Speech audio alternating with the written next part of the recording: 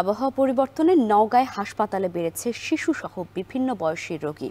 স্থান সংকুলান না হওয়ায় মেঝেতেই চিকিৎসা নিচ্ছেন রোগীরা। এ নিয়ে আরও জানাতে নওগাঁ জেনারেল হাসপাতাল থেকে যুক্ত হয়েছেন আব্বাস আলী। আব্বাস, একটু জানতে চাই হাসপাতালে রোগীদের ভিড় কেমন দেখছেন, চিকিৎসকরা কি বলছেন?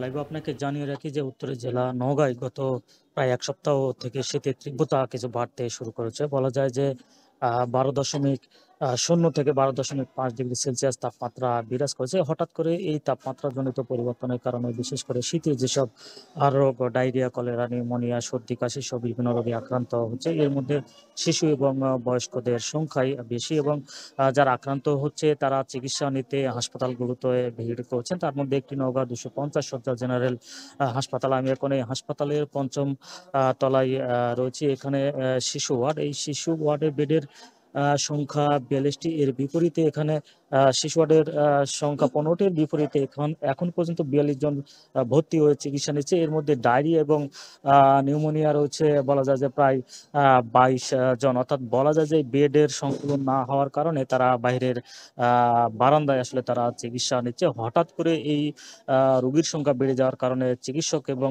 নার্সরা চিকিৎসা সেবা দিতে গিয়ে হিমশিম খেতে হচ্ছে। তবে হাসপাতাল থেকে যেসব ডায়রিয়া, নিউমোনিয়া যেই স্যালাইনগুলো রয়েছে সেই স্যালাইনগুলো সরবরাহ করা হচ্ছে। অর্থাৎ পর্যাপ্ত পরিমাণ স্যালাইন বা ওষুধপত্র সরবরাহ করা হচ্ছে বলে চিকিৎসক জানিয়েছেন এবং রোগীরা পাচ্ছে বলে আমরা জেনেছি। তবে এই 250 শয্যা জেনারেল হাসপাতালের এখন পর্যন্ত ভর্তির কথা যদি বলে যে প্রায় 240 জন এ পর্যন্ত ভর্তি রয়েছে এবং শিশুদের যে পরিমাণ ভর্তি রয়েছে এবং বলা যায় যে বয়স্ক এবং যারা মহিলা এবং বৃদ্ধ রয়েছে তাদের ক্ষেত্রেও একই অবস্থা। প্রায় 70 জন পর্যন্ত এখানে বয়স্ক পুরুষ এবং নারী ভর্তি রয়েছে, ভর্তি থেকে চিকিৎসা নিচ্ছে। অর্থাৎ বলা যায় যে আবহাওয়াজনিত যেই সমস্যা, হঠাৎ করেই তারা আক্রান্ত হয়ে এই সর্দি কাশিতে ভুগছে এবং তারা চিকিৎসা নিচ্ছে। তবে চিকিৎসকদের পরামর্শ, যেহেতু সকালে একটু ঠান্ডা থাকে, যার কারণে সকালে ঘর থেকে বা বাসা থেকে বাইরে না যাওয়া এবং গরম পোশাক